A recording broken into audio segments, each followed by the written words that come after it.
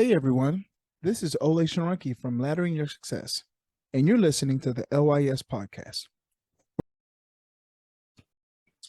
Good afternoon. Happy Sunday, ladies and gentlemen, boys and girls, and welcome to another Sunday of LYS Free Student Mentoring.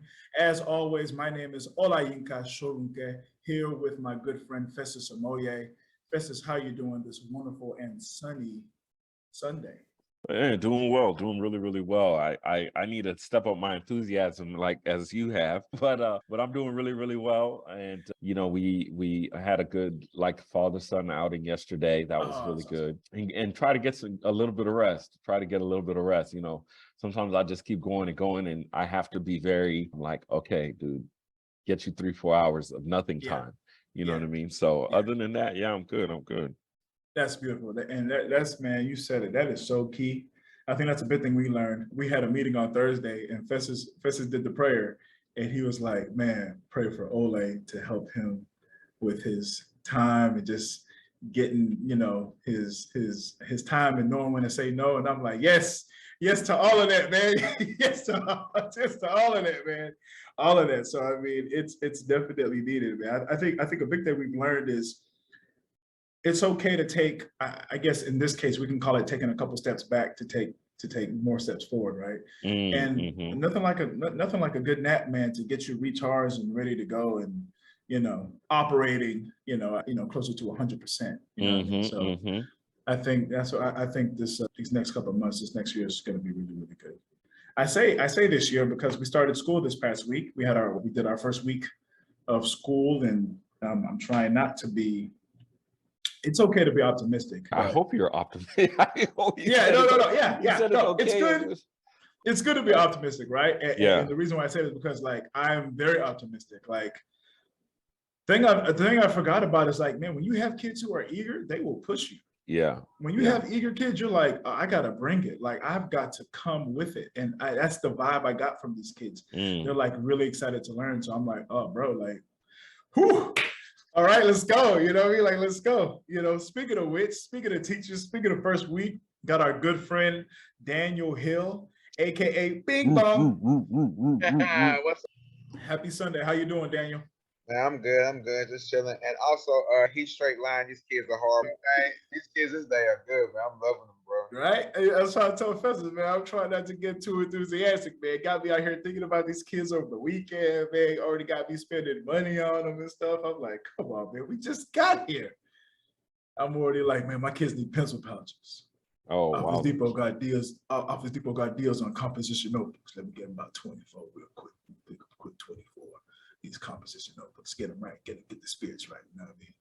No, but it's all good. We having a good time, man. Can't wait. We look forward to a very good first year, or a very good school year this year. Let me say that. Yeah. All right, so let's get into the nitty gritty. What we talking about today? Give me 1 second. Let me put this up here. So yeah, now that school's back in, let me ask this question. So there's still not a way for you guys to get mass school supplies from different resources, or how's it? You still have to kind of go look for it all yourself? Daniel, have you seen anything? Have I seen anything of what? About resources and opportunities to get supplies for your students? Nah, I haven't seen any of that, bro. I was talking to my mom a couple of days ago, and she was like, actually yesterday I was out, shopping, and she was like, you're buying things for the kids? So she was like, YMCA is giving out stuff and doing all this, this, that, and the third. And I was like, I had no idea. I was like, if you get something, please send it to me so I can use it. But I think the main issue is communication, right? That's Go ahead. That's exactly what I was gonna ask. I was gonna kind of say that. Go ahead. Yeah, it's all right, you're giving all this stuff out, but who are you telling, right? Yeah. You can go and you have radio stations you can go tell, you have TV stations, you got social media that you can go tell, but it's tell the districts, you tell the district and you tell the teachers, because if there's one thing I know about teachers, if you have a platform, if you have an opportunity to give us things to save us money, because that's one of the issues that we deal with anyway, is not being paid a lot. Yes, we would definitely like. I'm looking all the time, like, and our supply list is not like anything out of this world. Mm, It's very simple. I think the biggest thing that because I teach fifth grade, the biggest difference for them is going from spiral notebooks to composition notebooks. mm. And they're like, it was so funny because they came yesterday and they were like, let me stop this here. They came yesterday and they're like, Mr. Sharaki, I have spirals. And I was like, that's cool. You're in fifth grade now. You don't need those anymore. Get them out of here. You're in the fifth grade. We use composition notebooks now. And they're like, what? Especially the little tear out spirals, because Yeah. I'm just wondering, I'm like, I've seen a couple things posted about like, this is our supply drive and giving back backpacks and stuff like that. And I get it. As a community organizer, you want to highlight the work that you're doing in the community. But one of the things I also don't get is like, to me, if you're really trying to penetrate the schools, why don't you just go to the neighboring school and be like, hey, look, we got these supplies. Principal, here's a little pamphlet. About 2 weeks before school's in, pass this out to your teachers. And then the teachers can encourage their kids to come pick up the supplies. You know what I'm saying? And or hey, we're going to just do a drop off at the school. So then that way you can show this community partnership. So I don't know. It's kind of interesting to me, but that brings some LYS ideas up. So like, you know what I'm saying? No, I'm so, man, yeah, that spirit's moving me because I was thinking the same thing. I was like, man, when we do things like, and we've talked about this in a lot of our meetings, like how do we pinpoint like the most efficient way to get our information out to the most people, right? Yeah, to like yeah, where yeah. like the breadth of people are. So it's one of those things you got to keep working on it. And like we talked about when we first got in here, if we get plenty of rest, we can work more efficiently to get these things accomplished, right? 100%. So yeah, let's get it. Hey, look, if it's your first time watching us, hearing us, following us, this is where you can tap in. Okay, so let's go ahead and tap in. Olay, you want to share the info? For sure, absolutely. As always, on IG, on Instagram, LYS STUDENTS, LYS STUDENTS, LYS students. Also, BEKNOWDO _ Be No Do LYS. If you know anything about LYS, the Be No Do methodology is what runs us. And the beautiful thing I love about LYS is I think we do a really good job of not just speaking it, we do a really good job of showing it in our actions. I think it's one of those things that's built in our DNA, it's built in our mission, our values, our principles, right? Next, there it is. Facebook, Laddering Your Success. Just type in Laddering Your Success in your Facebook search bar. You get access to our posts, different things that we're doing, different events that we're doing. We recently did a back to school event, or a scholarship and after high school event for some high school kids at the Minion International Church. It was really, really awesome. I actually was looking at the video that Festus sent me a month or two back, and I was just like, man, this is really, really good. It's really, really good. So Facebook, take a look there. On YouTube, Laddering Your Success. Same thing, just type it in that search bar. You get access to all of our videos, all of our content. LYS Be No Do on TikTok. You know what I'm about to say if you listen to it every week. TikTok, we're coming for you. And I won't forget what you did to us. And we're coming for you. I just want to let you know that. So we're looking for you, TikTok. We remember what you did. We're going to find you, okay? We're going to find you while you're sleeping. We're going to be watching you. We're watching you. Sorry about that. But yes, LYS Be No Do on TikTok. I can't see anyone, but I'm assuming you guys like this guy. If you want us to come to your church, your school, your public event, something that you're doing to help and impact our young people, or if you just want to ask us a question or see more about what we're doing, info@ladderingyoursuccess.com. Discord, we're so excited about Discord, the platform. We actually have some things coming up, hopefully soon, where we can start to engage more with our young people on Discord. So I know we say it every week, like coming soon. Like my guy, how many times are you gonna put this coming soon? Like, when's it coming? It's coming. So yeah, we're coming soon. We got some things moving. So we're really thankful for that. And super excited for this. And I was gonna tell you earlier, Festus, if we could put this on the bottom of every time we post this, like on Facebook. Absolutely. The cash out. Okay. Absolutely. For sure. Show us some love, show us some support, please. Please. I say, please, and listen, another way to show us some love or show us some support is just hit the follow button and then hit the like and the share button. If you do that, that helps us out tremendously, right? So hit the follow button, hit the like, hit the share button. Absolutely, for sure. On Cash App, $ Laddering Your Success. Laddering Your Success. That is LADDERINGYOURSU double the S. You got success. SUCCESS. Laddering Your Success. All right. So here's a question that I've had for about the last 3-4 years, and I thought it was pretty poignant today. You know, I do the same thing I do whenever I get ready for these calls. Honestly, I do the same thing I do before I open up the Bible. I ask the Lord, I say, Lord, if it be thou. No, but seriously, I say like, I open up LYS and I say, whatever's out there, like that hits my heart, I just want to talk about it. And this is where I got pointed to today. And it was about this question. Why are they building all these schools in my district?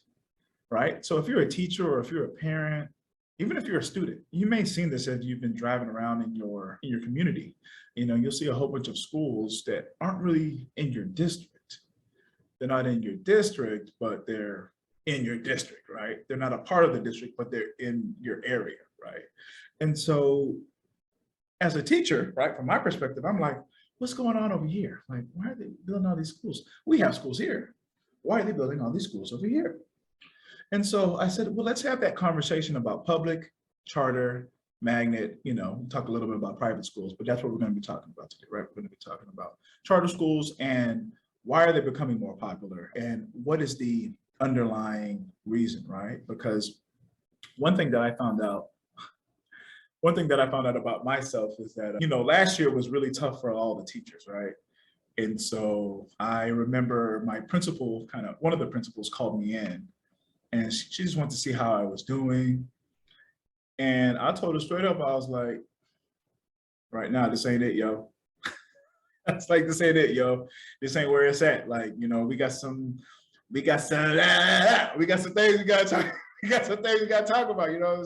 You know what I mean? It was cool because it was, I guess that's what they call a full circle moment, or it's like, you know, one of those moments where you've seen it from fresh eyes, right? As a youngster, as a young duckling, you know, coming out, hatching out, or Bambi, you know, Bambi had that walk. Bambi was out there with the loosey-goosey legs. And then you start to get your feet under you a little bit, you get into the, you know, you start learning a little bit more, and then you go in deep and you start to see more of how this thing works. And then, you know, you're just like, this is wrong, that's wrong, you know. And so really got a chance to just have a deep understanding of a lot more things, and it really opened my eyes, let's just say that. And I know I'm not the only one, right? There are so many teachers that have kind of dealt with that. So I want to start off with a quote. This is a quote from the LYS that Festus put in LYS. The function of education is to teach one to think intensively and to think critically. Intelligence plus character, that is the goal of true education. I'm gonna read that one more time. So the function of education is to teach one to think intensively and to think critically. Intelligence plus character, that is the goal of true education. And you know what's crazy? Intelligence plus character. Real quick, Festus, if you, I can't remember, but it's in the book. I believe that's a Dr. King quote. Oh yes, I was like, yes, absolutely. This is that wasn't for me. You know? Yes, just gotta throw it out there. Yes. Okay, go ahead. For sure. Go ahead. You're gonna say something. Yeah, if you can, if we break down the word education, what does it break down to? Because I can't remember. I remember we talking about it a lot. Oh yeah. Y'all gonna want to listen to this. So if you look at the word education, it's derived from Latin, right? And the ed is the same word, is the prefix for that we get edify from, right? Or to uplift. And then the CAT, the cat is actually where we get the word caution from, right? Which means to take care. And then the ITON is like kind of the act of, right? Was a TION, right? So education, if you break it down into what it actually means, is to uplift the care or the concern for what the person who is receiving the education has, right? So the thing is, if you are a person who's concerned about financial literacy or something like that, a real education would uplift your care or concern about financial literacy. And so this is where we have totally gotten away from its actual meaning. The same thing in terms of curriculum or curriculum vitae, which is actually supposed to be a course of study of life, right? Versus, hey, this is what we're learning in this classroom, right? This is the syllabus for this classroom. And because we've gotten so far away from the actual meaning of education, and this is the sad part, we are charging the institutions for providing us something that most of them can't even provide for themselves, right? Like we say, okay, college is supposed to provide you an education. The thing is, they're supposed to, but the reality is, right? The reality is they're a business, and any business, right? And this is why everybody should take some kind of time to study business, okay? I don't care what, this is the thing, again, and I'm in a soapbox moment, but this is the thing that they don't really tell us. Every last single person who works anywhere is going to work at some business. So if you don't know how businesses run, if you don't know how businesses function, you're not going to do well at that business because you don't know what their bottom line is. So for example, if you look at education, right? Education institutions, the sad part is, this is the sad part. Now, don't get me wrong, they're changing it a little bit with these grading standards for schools. And I know we're going to talk about private and charter schools, but since they're changing it a little bit with their grading standards for schools, really, what is the underlying thing that gets schools paid, public schools paid? It's actually student attendance. So the thing is, they get paid based off of student attendance, and then they get bonuses, right, based off of, do they hit these markers of hitting the high grades? They don't get, and as a matter of fact, this is the other part. Some of them get paid more money if they're doing badly to catch them up, right? So the thing is, technically saying, from a financial standpoint, you get more money for doing badly. And then eventually it'll come to a shutdown part later on down the line, right? But if I want more programs, if I want more stuff in my school, and I'm telling my kids, hey, come in at an OKC, you know what I'm saying? And then that way I can get more programs, and then I'm not shut down, right? And then what ends up happening is those administrators who are really good end up being quote unquote turnaround specialists.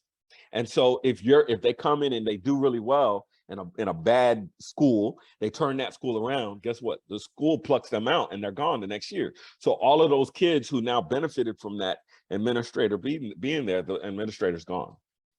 So anyway, soapbox moment. No, sir.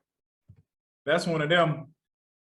That's why, for those of you who know, this is a Zoom call, and so there's a chat feature. And so once I saw that look in my brother Festus' eye, I just went in, I said, Lil Wayne voice, I'm going in. And then I said, and I'm gonna go hard. Cause I was just like, sometimes you just gotta let him go. Because I was talking to Hill about that. All right. And I know Hill's gonna give a shout out to like the best cinema role he's had in Houston. So I'm waiting on that one. But that was so profound. And it actually, let's talk about be no do real quick, because what you just said reminded me of be no do, right? Be, what are your values? What are your principles? Know, what are the tools and resources around me? And do, how do I execute with excellence? And if you remember earlier on in this particular mentoring session, I mentioned that we don't just talk about it, right? We try to embody our mission, our values, our principles. And I think that's why LYS is still here, to be honest with you, right? It's in the DNA. It's Wow. in everything that we do. Wow, I love it. Last year, I was told, and I'll tell this story forever. Last year, I was told by someone who's been very tenured in my particular district that I needed to learn how to play the game. And I had never been more assured in the fact that me not playing the game was the right thing to do. So it's simply said, right? I would rather lose, right? Or what some people would say, lose, sticking to my values and principles than compromise and lose myself trying to play a game. Miles Monroe, who I watch a lot of his videos, said that once you essentially I'm paraphrasing, but once you compromise, you lose. Once you compromise, I know, here we go. That is a whole bar right there. Yeah. Once you compromise, you lose. You know what came into my mind when you said that? When you compromise who you are, you're no longer yourself. So how can you win? Yeah. So think about that. As soon as you're no longer you, right? You walk into that room and you're not yourself. Yeah. It's not even you winning if you do win. Yeah. Because that's not you. It's a different compromised version of yourself. Yep. Okay. And here's the other thing. Once you compromise to something, who's to say what else you will compromise to? See, a lot of times we'll just compromise. We'll be like, okay, I can change this just a little bit. Oh, brother, once you've already changed just a little bit, but once you've gone down 0.25, 0.5 is right around the corner. 0.75 is coming. 1 is coming. Then you got 1.25, 1.5, whatever, right? So it's just so poignant, right? It's like you're standing in the middle of like mass hysteria, mass confusion, and you're just like, nah, I can't do it. No, I can't do it. Nah, I'll be fine right here in my little lane. And here's the most beautiful thing about that. In this world, in this life, you do that, there's gonna be that one other person, and y'all are gonna make eye contact, and y'all are gonna be like, you seeing what I'm saying? Hey, let's link up. Let's link up. Let's do this. Let's go do this, right? Let's link up. Let's go do this, right? But either way, all right. Let's keep it going. 100%. Yeah. 100%. That's the true goal of education. So on that note, let's talk a little bit about public schools, right? And I got 3 pictures here, and it's kind of self-explanatory. Don't want to put too much into it. Public schools get the majority of their funding from local, right? Local governments, districts, state governments, and federal governments, right? That's where public schools get the majority of their funding. And with that, a lot of the curriculum and things, I think, Festus, and correct me if I'm wrong, a lot more of that comes from the state, right? Because state to state varies as far as in terms of the curriculum. Yes, sir. So yeah, it really depends on a couple different levers. One, the state, because the state approves what the standards are going to be. And so the thing is, depending on your state, they say, hey, we're going to go with this certain standard.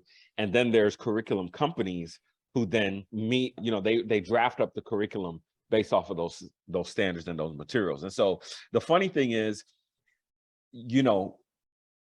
how do I put this? It does not behoove curriculum companies to write material that's directly linked only to one set of state standards.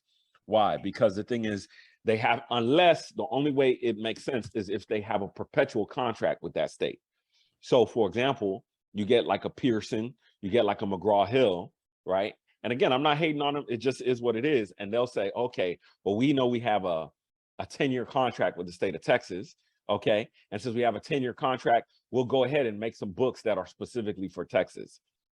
Right. But then the thing is, they won't do the same for Oklahoma, because it's like, okay, if we don't, so we'll make our stuff general enough that maybe it could fit with these standards, depending on what's going on. So, yeah. Okay, perfect. Thank you so much for that explanation. Clarified a lot. Okay, I want to talk about this next one, and then I want to go back to something on public, because it's a really good. So it was just something that I thought was interesting. All right, so after public, we now have charter schools, right? We've got charter schools. So charter schools, they're public schools, but they run more independently compared to public schools, right? They're independent, but they're public, and they're usually ran by a charter and with partnerships from teachers and parents, right? So they're a little bit different than public schools. I know in some cases, in some charter schools, there's an application process, and there may have, and you have to be, in some cases, you have to be accepted and things like that Festus, did you want to give some more? Because you're such a SME when it comes to this. And when I say SME, I mean SME, meaning subject matter expert on this. So did you want to go a little bit? Semi. So what the charter school is basically, it's a school that comes together and puts together literally its own charter, but they still have to fall within state standard guidelines, but they're just not incorporated into a district, right? And so because they're not incorporated into a district, in some cases, some are. Now you're starting to see where the charter schools have partnerships with districts. A lot of times they're not beholden to the school board anymore. They're more beholden to their business practices, which is whoever their CEO is, their CFO, and all those different types of things. So Daniel looking like, no. Well, so which is good in some cases and bad in other cases, right? Because technically saying they could get funding from the state because they're still ran under state funding, right? They're organized as a charter under the state, right? The state is the one who says you're approved to function. So they can still say, just like a public school, hey, we have so many students, we get the same dollar amount per student, right? Cost per student.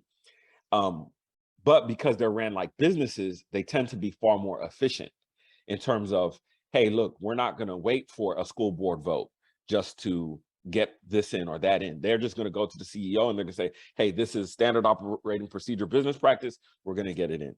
So if you like that, hit the like button. Thank you so much. Olay? Wonderful, absolutely. And so it was funny because me and Daniel were hanging out yesterday, and Daniel invited another friend who I met, and Daniel's from Tennessee. Me and the friend that Daniel brought, we were both from Houston, so we went to schools in the area. And we were telling him how the guy said that when we were like in pre-K kindergarten, actually all the way up to like 5th grade, we would do this, and Festus, I know you remember, we would do that square dancing thing. No, that's the chicken dance. No, I know what you're talking about. Yeah, every year we kind of had a go rodeo, go Texas Day, right? Yeah, go Texas week. It was a whole thing. Yeah. I still remember because I told the guys one of the most awesome stories. Basically, it's the equivalent of like what the kid. Well, I don't know if the kids say this, but I guess they would say like having a rager. Where so my like a lot of parents, like a lot of immigrant parents, my dad had 2 jobs. And so everybody hates Chris. I don't need this. My man got 2 jobs. Sorry. But he used to throw paper for the Houston Post after his day job. He threw paper at night. And I needed a horse. But basically it was like a broomstick with like a horse head, like a cotton horse head. And that was your horse and you had to ride it. I had my jeans, I had my bandana, I had my Western shirt, my cowboy hat. I didn't have boots. I had some Punky Brewster shoes. We'll talk about that later. But it was like Christmas morning some days because I wouldn't have this thing for school, but my dad would always find a way to like find it. And he would like leave it next to my bed in the morning and be like, yeah, he got it. So I'll never forget. It was like a broom. It was a broomstick with like a pink horse head. Did not care. I was like, yeah, I got my horse. So I went to school. And it was a whole thing. Like we did like bow to your partner. Bow to your court. We did the do-si-do. We did everything. It was like legit square dancing. And the reason why I say I had a rager is because I ended up having to go home sick because when I say I ate everything. Like I had all the juice, all the cotton candy, all the hot dogs, all the nachos. I was the man. You can tell me nothing that day. I was riding around my horse, just looking for everything. But I say that to say, on a state-to-state basis, one of the things that's really unique is the culture of the state, right? There are certain things that are embedded in the state under the guidelines of like state, I can't think of it. State loyalty is part of it, but just like an understanding of state traditions and state history and stuff like that. And so that was really cool because that's what we did here. You know, I'm sure in Tennessee with Daniel, they did something else that we would be like, what? Y'all did that? I'm sure in California, they would do one thing, or in Oregon or Florida. And so that's the unique thing about, this whole education thing is like, not even just like from a country standpoint, regionally in different states, right? There's so many different unique parts of the history and how these places were made. And so that was just my how can I call it? Olay going back and having dreams. I really was. He's like, oh man. So check this out. I think a lot of people right now are bucking up against public schools versus charter schools versus homeschool. And depending on where you're at, this has a big impact on how your student is going to view the state, or you as a student views the state and views the community, because of those traditions that Olay was bringing up, right? Is like, okay, as a charter school, are they going to uphold some of these traditions? As a homeschooler, are you going to uphold some of the traditions? And so this is really, really interesting because, again, a divided house cannot stand. Right? It's really, really simple. A divided house cannot stand. Okay. A divided kingdom cannot stand. And so again, as we're kind of going into this post-pandemic phase, a lot of people are having to find their tribe. And finding your tribe also means finding your space and finding your institutions that are going to uphold what comes next. And as a veteran, I am concerned about American anti-country or anti-patriotic issues. Why do I say that? Because you live in this country. If this country goes down, you go down automatically. Simple. It's not, you don't have to think that hard about it, right? If you're in a burning house and you remain in the burning house, everybody in the house gets burnt, period. I know that's a very graphic image, but that's literally what happens when people say, oh, death to America, I hope America fell. No. We shouldn't think about it like that, right? We shouldn't. And why do I say we should not think about it like that? Because even if it's not about your personal issues, it's about your neighbor as well. So my neighbor is going through the transition and different types of things like that as well. And they might not view things the same way that I view them. So they might want to uphold, hey, yeah, I want public school. Okay, good. I want you to go to a quality school. So I'm not saying I want all public school to fail, right? If you're a person who's against public school and want to start homeschooling, right? I want them to do well in public school, but it's just not for me, right? Does this kind of make sense? Same thing with charter school. If you're sending your kid to a charter school, it's not saying, hey, look, I want homeschoolers to fail so that they could send their kid back to public school, you know what I mean? So the school can get the funding. No, that's not a good way of looking at things. Right? That's a very short-sighted, a very myopic way of looking at things, right? We should look at things to say, you know what? I might not agree with this part of the culture. I might not agree with this part of the learning standards. So therefore, I'm going to find what's best for me and the best fit for me. I hope you succeed at what you're doing, as long as it doesn't interfere with my life and my freedoms. So with that being said, I don't know, Olay, go run that. Yeah. So I hope this kind of help clarify something. Daniel, you got to get off your mute and hop in on this. Come on, Daniel. Hey, bro, that's one of the biggest facts in the world. I be telling people, they talking about, yeah, we're going to change America. We're going to do this. We have this. If it falls, we will. I said, bro, don't y'all know if America falls, you're done? There's no more protesting. Y'all know that, right? I tell people all the time, they don't like you because of something. Because okay, I actually went to Brazil and all these different places, right? And people are like, oh yeah, over here the people like black people because they like this because there's different options. No, they like you because you're American and they think you got money. Like if we fall right now, there's no more protesting. That protest stuff is gone. There's no options. You know what I'm saying? 100%. Yeah, and the way you was talking, man, you hit it hard on charter. I don't think people understand what charter schools are. Like I'm like this, go to charter. Some people can go to charter, some people go to public. But these parents don't understand when you go to charter, you got to be involved or your kid can't stay. Like I've had many kids go to charter, come out, they going to KIPP, they going to this. They go 6 weeks and come right back because mama can't come in and help every week. You know what I'm saying? Daddy can't come every. It's like you have to find what's best for you. And like you said, it's all about having options. So even the Bible, I tell people like this, just like the Bible, Jesus lets you have an option. Do you want to do this way or you want to do it that way? I'm not going to force you, but it's your option. And that's the way we all should be like, hey, it's your option. You can go here, go here. I'm not going to try to say shut you down because you don't like this. I'm saying that's your option. So yeah, sorry, man. No, sorry, Dane.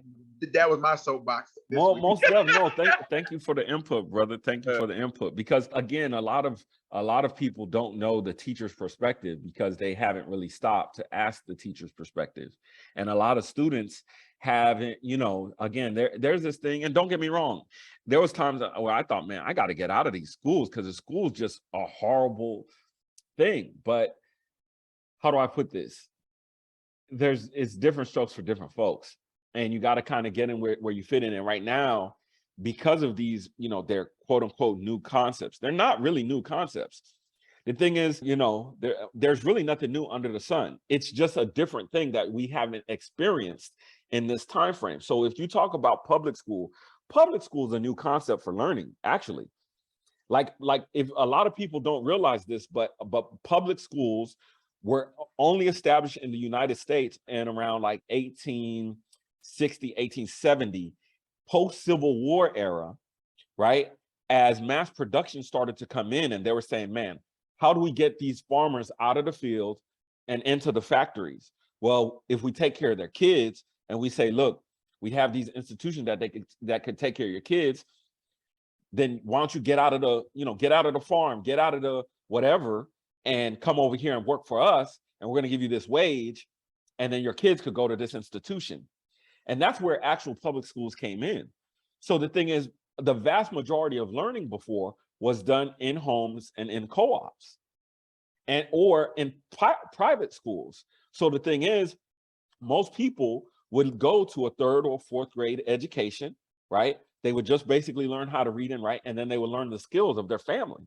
And that's how most schools would actually be established. Now, if you want to go on a broader basis, if you go into other cultures, a lot of times you would just have the elders who were no longer able to do the rigorous work, and they would, sit around campfire or whatever, and they would educate the kids. And so the thing is, they would keep and educate the kids who were too young to go out into the fields, to go out and hunt. No, I know, we're like, we're going hard. So, and then those elders would then educate the kids. And what would happen is, this is where the community would actually build its bonds, because guess what? The young child who's 2-3 years old, they would spend time with their grandparents or their neighbors' parents, and they would tell stories about, oh, you should have seen when your grandpa was your age or younger or whatever, what have you. This is what we did. This is how we do things. And this is how the community would be built up. So you knew your neighbors, and this would reduce crime rates. This would improve the feel of the community. This would how traditions would be shared, right? And then public school comes in, and then they start sticking you with kids who are, your ops, you know what I'm saying? And, your neighborhood ops and all this other stuff. And then next, it's like, no, you got to get in here and like each other. And it's like, for what? You know what I'm saying? That's the op. And then guess what? Now the teacher's caught in the middle, because as much as they want to talk about protecting, kids, teachers now carry guns during school shootings and all this other stuff from the outside threat. What about the inside threat? I've been in schools where teachers would get hit, abused, bitten, and all these different stuff, and then it's covered over, right? Because, quote unquote, we don't want to get rid of the student, or we don't want to have to discipline the student. What about those threats? What about those teachers' mental health, where they don't want to come back to work because it's like, I don't want to get hit with a desk again, a chair again, a book again. I don't want to get bit again. Come on now. Well, anyway, let me back. Man, you better hop back on that soapbox. This is hot box. This is hot box. What else is it? This is, yes. I think yes, hot what he said is where people get together and they start smoking and oh, no. I'm sorry. No. I'm thinking of Hot Wheels. Yeah. Yo, man, having a flashback to his past. Yeah, having a flashback. No. I was never hot boxing. But back to the old me. I'm reformed. We thank God. Yes.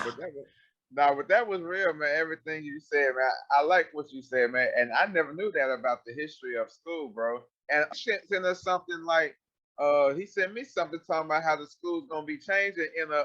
It's coming up. I got it saved up. It's ready, locked and loaded, ready to play it, sir. Okay. Well, I'm going. We say, fam. We say.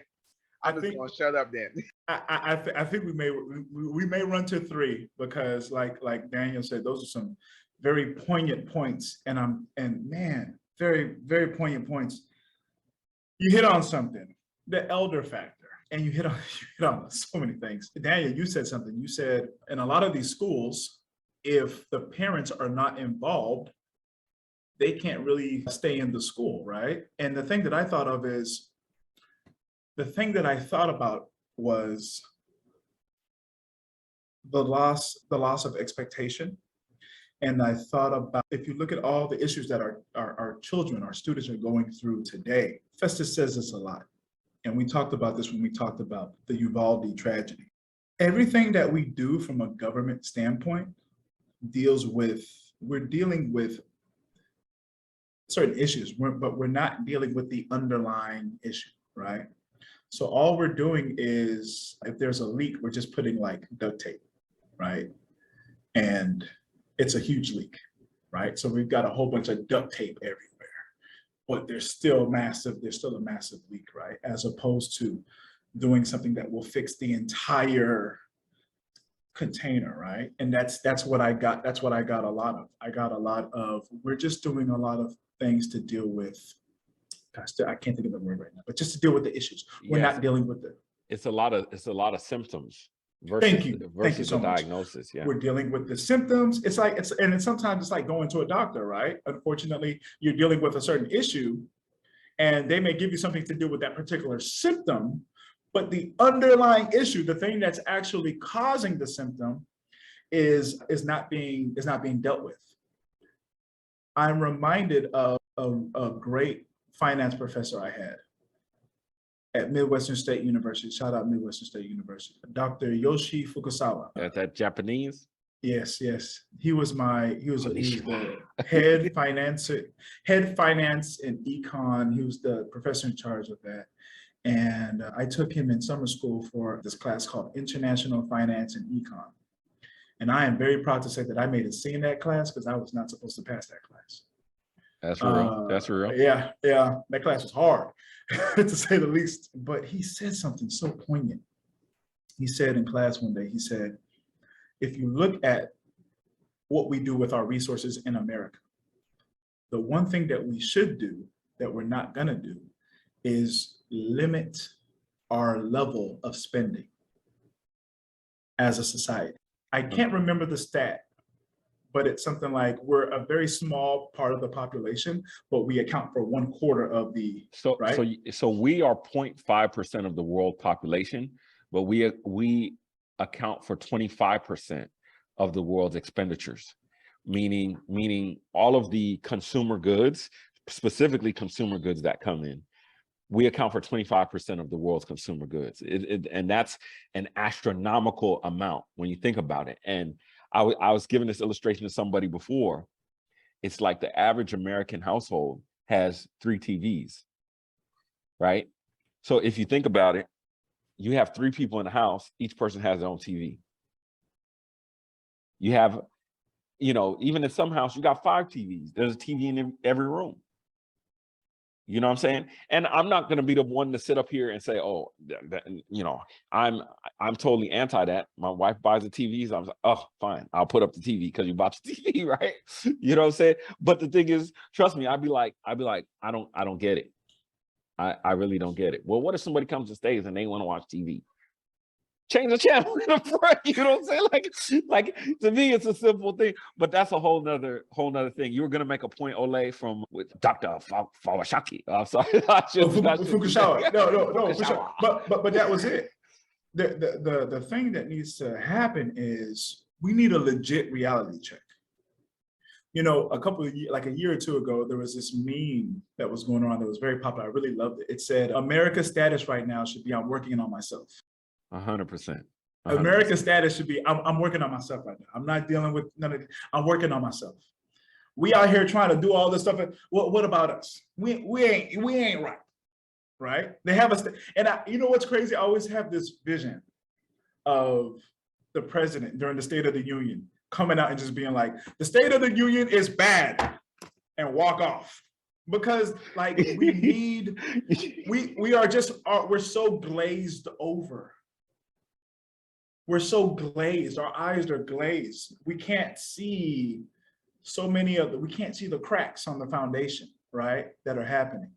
Another point that was very poignant, and when I had my head down, I'm sorry, I was typing because y'all were just going in. I was like, type. The most simple things that provide so much quality in personhood and becoming a good person.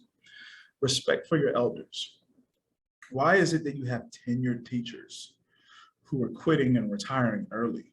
Because students are verbally, physically, emotionally, mentally abusing them. How do we get to a point where children have the power and the ability, almost the authority, right? I don't even want to go that far, but they have a lot of power to do those things to teachers. Don't get me wrong. Don't get me wrong. There are teachers who do some bad things, but is it the overwhelming majority of teachers that are doing? It's a very small percentage. So you mean to tell me that do you know from an intrinsic standpoint, the amount of love and care and loyalty and honesty and passion that comes with saying, I'm going to dedicate my life to upbringing children, right? In today's current society and culture, especially when they're not yours. When they're not, I always say, I don't know, he'll always hear, I don't know if he remembers, I say this a lot of times, you ain't gonna do this for these kids? I can't claim these kids on my income tax. I can't claim them. I gotta do that too. But, especially, and I take so much pride, and I'm sure Hill does too. A lot of male teachers, gosh, we're still such a very small sliver. And, male teachers of color is even, a small sliver. But I take so much pride in being, for a year, I know I'm going to be a father to the students I have, to a lot of my students, because a lot of them just don't have that at home. So not only am I a teacher, I have to be that fatherly figure for them. Presence, right? Just you being there, you have no idea what that does for a student. Yet you've got teachers who have dedicated their lives to this, who get abused, right? Not only are they teachers, they're elders. And so that's just where my mind goes. Some of the things we don't think about. We don't think about the parents that are immigrants. We don't think about parents that are immigrants that are fearful of certain things. For the last 2.5 years, I've taught bilingual students. And it's one of the things that I've had to really think about. Some parents are intimidated.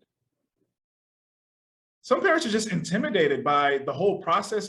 It's so much, you want me to do this, you don't want me to do that. I don't really speak the language, this, that, and the third. There's so many things. So what are we doing, to really help with those situations? We're not, and this is such a big one. Man, this is huge. This is huge. Listen to me. You could cut the tension with a weed whacker. It's so huge. Teachers and staffs, right, in schools. A school is an organism. But the biggest thing that I've noticed, Daniel Hill, I'm gonna say something now. I want you to correct me if I'm wrong. It's just something I've noticed. Wrong. Okay, what I've noticed is, in a lot of schools, there's a lot of biases. There's a lot of biases. There's a lot of beliefs that we have that affect us as a whole, right? And so, because of these agreements, whether they be political, whether they be ethnic, okay, I'll say whether they be political, whether they be ethnic, whether they be cultural, there are a lot of things that we try to tell our kids that we're not doing ourselves. So think about what I said in the beginning. Look at me, I'm being very animated right now. Look at what I said in the beginning. I said what I love about LYS is we just don't talk about it. We try to be about it. And so how can I teach my students about people who had biases, who felt a certain type of way about these people, and all this? But I can't do that with my associates, with the people I associate with at work, in a school environment. Students, young people are so observant. We don't understand. They are so observant. They see so many nuances. They catch on to so many different things. We are creating the environment that a lot of our students will replicate. in the future, right? And so if we can't take care of our own home, right? By home, I mean our own unit, our own environment at the school. Like, let's be honest. Let's have a real talk with ourselves. What really makes us think? What really makes us think our students are going to do that as well? Man, you brought about, I think, a really powerful point. And go ahead, Dan. You can say something. Bruh, you hit that on the nail, bruh. I was thinking about some pastor. Well, this pastor was preaching one time, and he preached a different way, but I ain't gonna lie. I didn't get it that way because here's the thing. You know how some people complain about, kids are like this. These kids ain't doing this. This kids ain't doing this. But I remember our pastor preached about sewing one day. And here's the thing, but these parents are complaining, or like you said, people complaining about how these kids actually see certain things and absorb some things. So it's like he was preaching on sewing, right? You know how the God gave the man the talent and whatever that way, right? So it's like this. If you complain about your child being rude and disrespectful, it's like this. What have you been sowing in his life that has him like that? He didn't just come up with that. If you complain about your child being lazy, don't blame the talent. You the sower. You was giving that child this gift, this thing, and you did not sow the right things in. You left that all to Snapchat, TikTok, and all this stuff, right? And you didn't watch, like us growing up. If something was on TV, mom be like, you can watch this, but you can't watch this. If I see you watching it, that's your, you know what I'm saying? That was it. So it's like the main thing right now, are they sewing stuff like this right here? You know what I'm saying? With mentorship or like are y'all allowing your kids to sit and watch stuff that's okay? Like, plain example, you see how the kids now from this year and last year, them kids last year, the parents were, let me not say the parents, but some people were just, okay, the parents. Parents were letting their kids just sit around, be on TikTok, sewing grown stuff in their life. And this kid only 10. The kids this year, these kids were in school all year. So these kids actually learn how to sew in more knowledge and get understand and everything. So if the problem ain't the kids, the problem is like, who are you letting sow into your life? You know what I'm saying? If that makes sense. 100%. 100%. I have a saying that, again, I paraphrase from scripture, but it's, you are who you listen to. And that's a real double-edged sword because we choose who we listen to. As much as we like to not really acknowledge that, right? We choose who we listen to. We choose where our attention goes. And wherever your attention goes, your life flows. And so with that, I think we're kind of to our point, but this is a good conversation. I really enjoyed it. Olay, thanks. Wonderful topic. Charter schools versus charter and private schools. I think there's going to be definitely a week 2 type thing, right? I do agree. And I'm glad that I tell you, man, I told you what I do. I told you, I'm gonna say, I tell you what we do. We just go in there and we open it up and we see, I just, I ask God, I say, hey, what are we talking about? And I'm just like, look, I'm just sitting back and I'm just like, look at the magic. Look at the magic. Look at the magic that's happening here. But yeah, absolutely. I think it definitely needs to happen. Part 2, because there's a whole thing here that we ain't talked about. And that's that whole CRT thing. And that has to do with a lot of that. That's what I was trying to hit with that bias and stuff. You know what I mean? Ooh, yeah. See, these are these things we don't want to talk about. Hot topic. And that's why I said, well, you could cut that tension with a weed whacker. You could cut the tension with a weed whacker. We don't want to talk about it. But we got people in the school who have different views. How do we deal with these things? Because guess what? These kids is watching. The streets is watching. The streets is watching. They watching you. You know what I mean? You got to hold yourself accountable now. Ooh, well, I know we got to end here because we do an hour. Okay. So no, because I was gonna go in too, man, because again, this is my thing. I personally don't care if people have biases, and I don't care if people have prejudices, because everybody does. And if you say you don't, you're a liar. Yeah. Okay. Yeah. And I don't listen to liars. Okay. Yeah. Like, it's just that simple. I just tune out Yeah. liars. And so the thing is, to me, just be honest about your bias and prejudices. If somebody comes up to me, I'm like, hey, look, you little N-word, I don't Yeah. like you. I'm like, thank you for letting me know. Yeah. Yeah. Yeah. Let's go our separate ways. That's Just it. don't touch me. I won't touch you. Yeah. We're good. Live and let live, right? Yeah. It's not like, oh, you don't like me, so now I'm gonna fight you until you do. That Yeah, doesn't make any sense. Yeah. Yeah. It's illogical. Yeah. And then, oh, you don't like me? Well, let's just shoot it out right now. We're gonna, if people are not careful, we're gonna end up with the Wild Wild West, okay? And everybody's gonna have a 6-shooter, and they're gonna have to do 6 paces. You know how they used to do that? You ever watch them Bugs Bunny cartoons where Bugs and what's the guy's name? Yosemite Sam. Yeah, Yosemite Sam. And they used to do the 6 paces, and they used to walk. That's where we're gonna end up if people aren't careful. You cannot force people to like you. Okay. And on the other hand, you can make people tune you out by how you couch and how you pitch certain things. You see what I'm saying?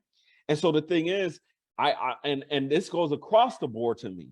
So these adult conversations should not be fought out in front of kids, but that's a whole nother, like I said, we could hop on this and go, we're gonna have a part 2. So if you're listening to this, set your schedule for next week, or hit us up on Eventbrite, LYS student mentoring, free student mentoring, LYS free student mentoring. Hold on, Festus.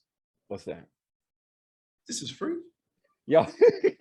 I know. $3.99. I know. It's $3.99. And if you're like, hey, I got value from this, then hit the Cash App, right? Hit us up on the Cash App. Hit the Cash App, Laddering Your Success.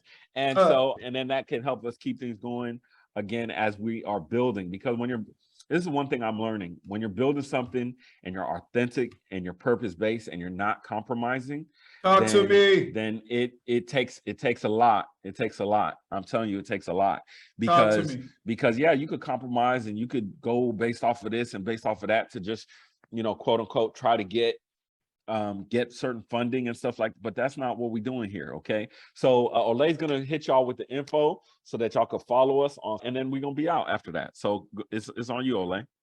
Folks, thank you so much for joining us on this another Sunday edition of LYS Free Student Mentoring. As always, if you want to get in contact with us on Instagram, LYS STUDENTS, LYS Students.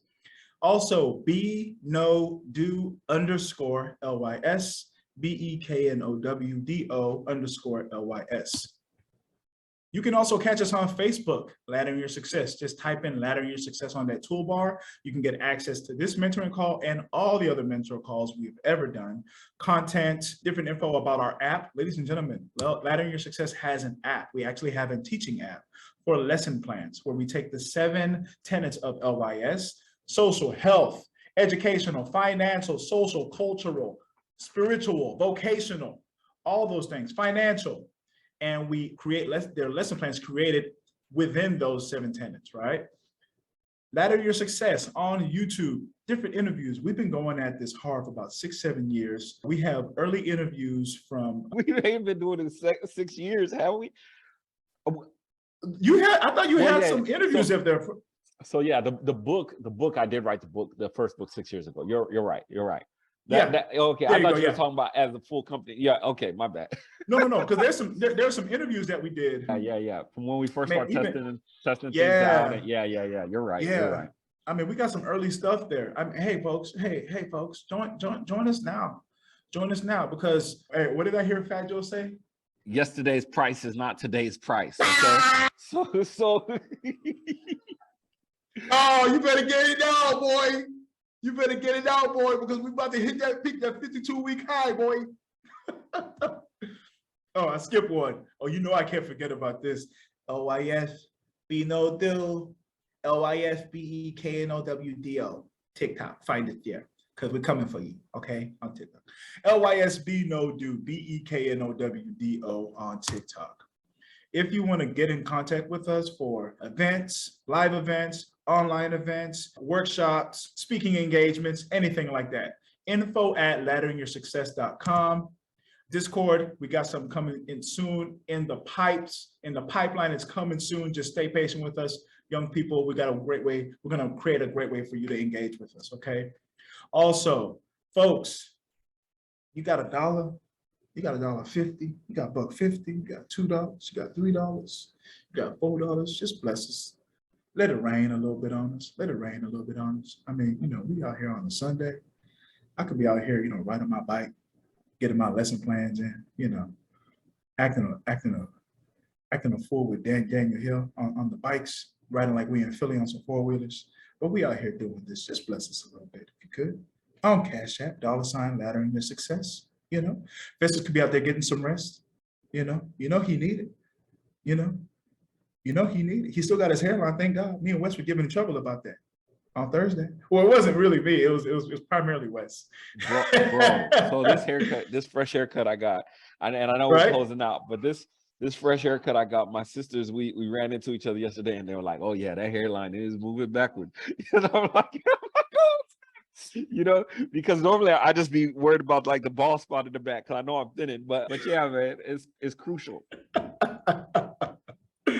Oh man, no, I hear you, man. No, you good. Hold on, I want to make sure everyone can hear me. No, you tuned yourself out. You were still good before. Oh my goodness. There you go. You're good. I wasn't even using the mic. Yeah, you're good. I was using the regular thing. I didn't even have my mic on. It's all good. As long as people got to hear me, it's all good. All right, folks, it's been another session. Remember, there are legitimate reasons to not go to college, but there are no legitimate reasons to not getting an education. For Daniel Hill, Festus Samoya, I am Olay Shoronke. Thank you so much for joining us on this Sunday edition of LYS Free Student Mentoring. We will see you next week. Have a wonderful week. Make sure whatever goals you set for yourself this week, you achieve them, and just stay positive, because we're going to get through this. All right, y'all have a wonderful week. Peace. Oh, you still there? Well, thank you so much for listening to the LYS podcast.